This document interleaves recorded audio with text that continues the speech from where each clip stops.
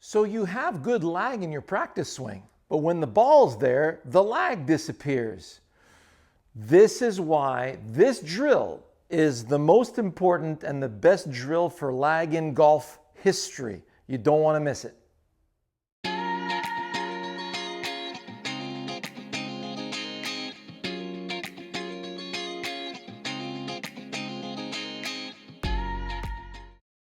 Now, before we continue, of course, we would just love for you to subscribe to the channel.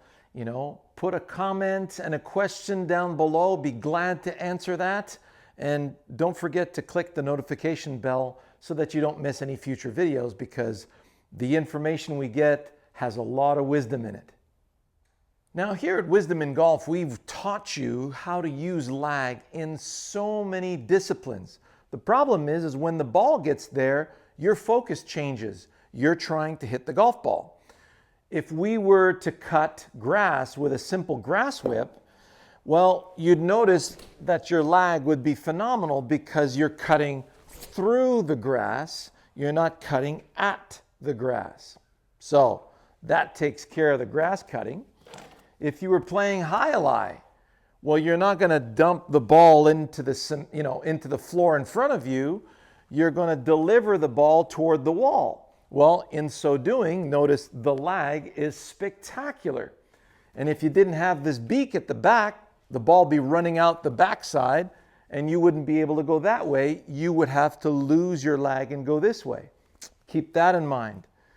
So now, if we were throwing some clubs, let's say I'm going fishing. I want to go fishing this way. This is losing my lag. I just launched the lure up into the sky. It's going to fall on my head. And this is allowing me to go fishing toward the target. Notice the release. That release is just like tennis. So if I'm throwing a club out there, well, notice the lag was perfect because I've got a target there.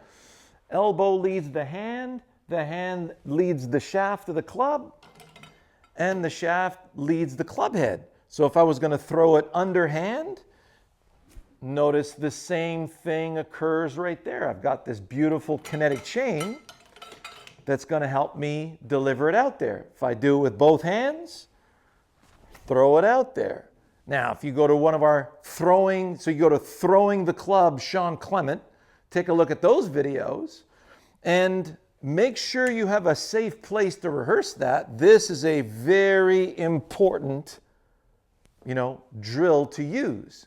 Now, if you're playing baseball, piece of cake. You're waiting for the pitch. You're thinking about where to put that out in the outfield. If you're not, you'll be the strikeout king. So I'm going out into the field. The ball's coming. I'm committing to it. The lag in that baseball swing is every bit as spectacular. So now we've got throwing the club. How about the last one I'm going to show you to lead into our wonderful best drill ever? If I take an axe and I'm delivering an axe to the side of the tree, notice how I would heave the axe. And when I'm heaving the axe, obviously I'm not heaving it behind me. I'm going to take out a leg. I'm not heaving it out in front of me. I'm going to take out an ankle. I'm not heaving it straight up. I'm going straight into the ground. There's only one place to heave it, right here. So now I'm going to ask my brain, hey, we're going to let this fall into the side of the tree. Brain will never do that. You'll break your wrist. So the first thing it needs to do is go get the ground, then use the ground to get your body out of the way so that you have access to the tree. There's your lag. So the key is never make the ball your target. You need to know how to collect the ball from where it is and send it out towards the target. So in essence, here's what happens.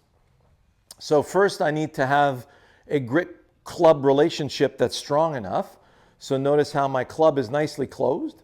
When my hands come through first and lag, notice my club squares up. So you need to have a grip club that's very strong. If I start with neutral square face and my hands are lagging, I'll never hit the planet. You constantly go out there.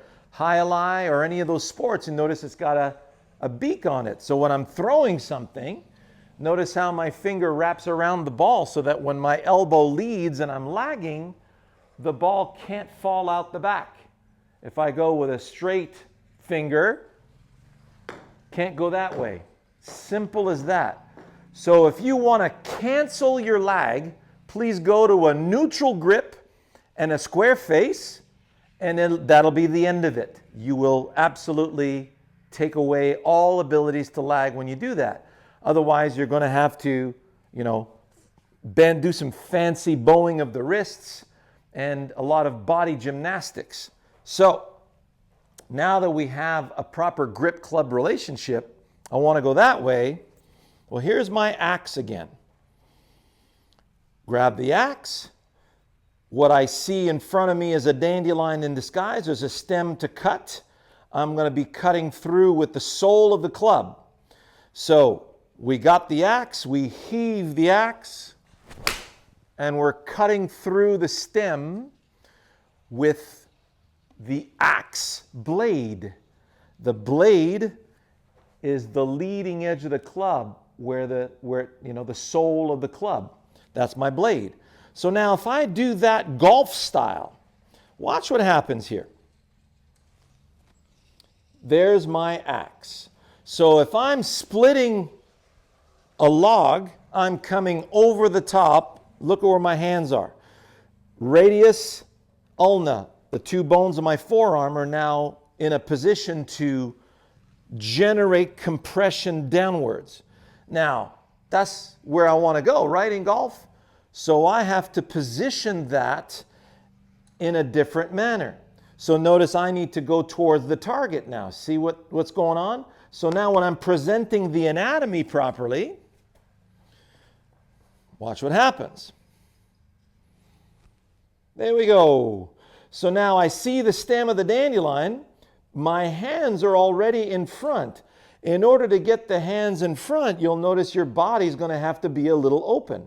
See how both knees are rotated toward the target? My pelvis and rib cage are rotated toward the target, and that feels like I can head out there towards the target. So now if I let my club head fall to the ground from there we go. Collect the ball from here, release the ball over there. So over there is where peak speed is going to be. So here we go. Target, target, target. And then you'll watch in stop action here how beautiful of a lag that creates, and everything just gets spat out toward the target. That's the one right there.